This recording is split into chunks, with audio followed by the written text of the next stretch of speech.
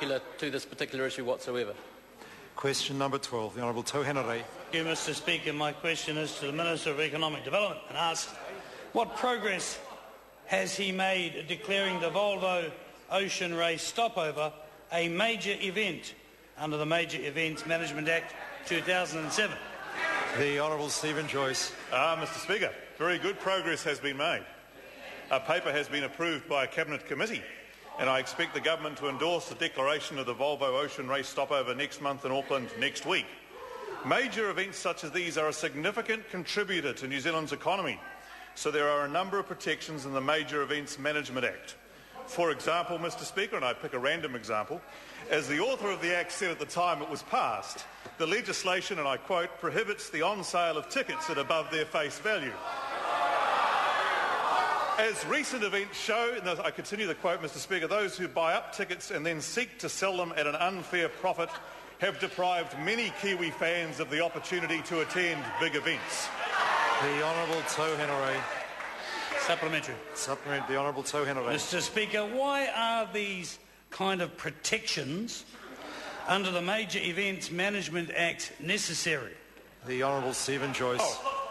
Mr Speaker, event organisers need to be confident that their investment and marketing are not undermined.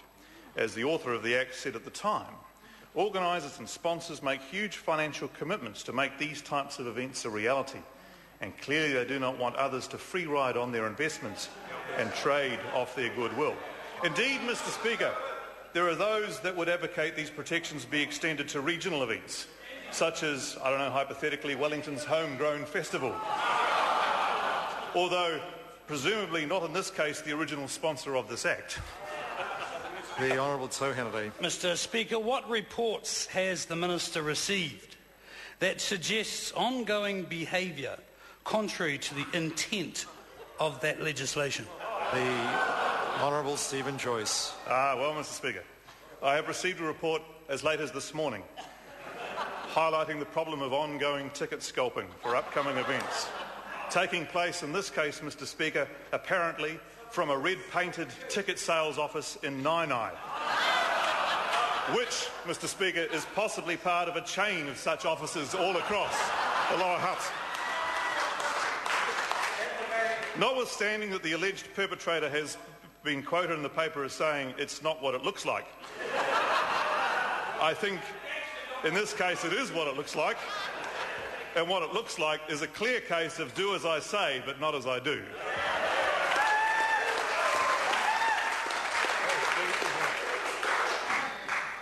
And that mercifully brings a point of order the Honourable Jerry Brown. Mr Speaker, just a serious point of order.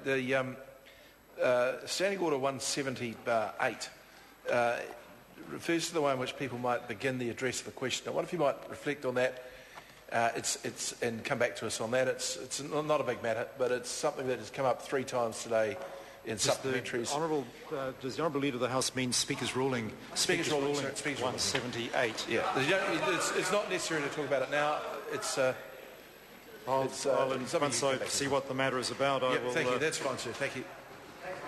I mean, members are aware that I have not been too strict on that issue. I'm aware previous speakers have ruled that out, but the reason why I've not followed that pattern is I find it helpful if members listen to answers given, and then in asking a further supplementary may say, given that answer or given something Minister said, and bringing focus to their question that way. That's why I've not ruled out that kind of preface to a question. The Honourable Jerry Brownlee. Speaking to the point of order, sir, that would be fine if in all of the occasions the word given did in fact refer to something that was immediately spoken and not in fact to an assertion that was made in the first question. So it's just one of those things that sometimes can creep in here and makes question time a little difficult. I know the efforts you've made to get better answers to questions. I'm aware of what the point the Minister is making, because of course rather than ruling out questions to do that, I've allowed ministers to use that statement or allegation or alleged statement at the start of a question and simply refute it. And that is to me the discipline on members asking questions, because they don't get any answer if they do that sort of thing. Honourable members, that does bring to a close questions for oral answer today. I have received letters from Dr. Russell Norman, and from the Right Honourable the Right Honourable Winston Peters, seeking to debate under Standing Order 386 the requirement that the Minister for Land Information and the Associate Minister of Finance must reconsider their decision to approve Milk New Zealand's application to buy the Crayford Farms as a result of a decision of the High Court on 15 February 2012 and the outcome and effects of the decision on current government policy. The urgent debate procedure is a means of holding the government to account for matters that have actually occurred. It is not a means of debating something that may occur in the future.